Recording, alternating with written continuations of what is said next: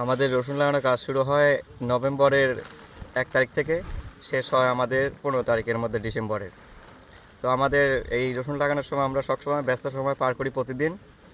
আমরা কাজে আসি সকাল 7টায়, কাজ থেকে যাই 2টা বাজে। আমাদের রান্না করে দেওয়া হচ্ছে সকাল ভোর ভোর 6টার দিকে। এটা করলে হবে না?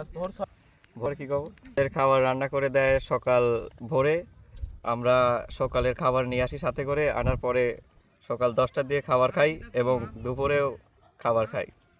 আমাদের এলাকায় আমরা বাদে এবং অন্য অন্য জায়গা থেকেও কামলা আসে, যেমন আদিবাসী কামলা আসে প্রতিদিন।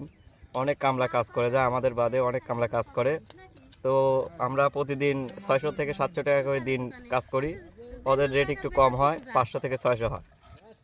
আমাদের রসুনটা লাগানোর পরে আমাদের 4 থেকে 5 মাস সময় লাগে রসুনটা উঠাতে। আমাদের এই রসুন লাগানোর কাজটা চলবে 1 মাস পর্যন্ত।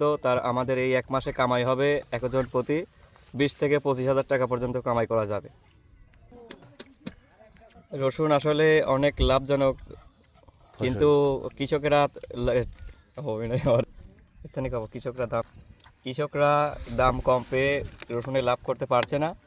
এবছর খুবই দাম কম। বিগত বছরের মতো কৃষকেরা যদি দাম পায় তাহলে খুব লাভজনক হবে রসুনে। সবাই এই আশা করেই রোপণ করছে রসুন। এটা হচ্ছে নাটোর জেলার গুরুদাসপুর উপজেলার রশিদপুর গ্রাম। আমাদের নাটোর জেলাটা আসলে রসুন চাষের জন্য বিখ্যাত। আর এই সিজনে আমরা সবাই মিলে রসুন চাষ করি। সবাই আমাদের জন্য দোয়া করবেন, আল্লাহ তাআলা যেন আমাদের ফসলে বারাকা দান করেন।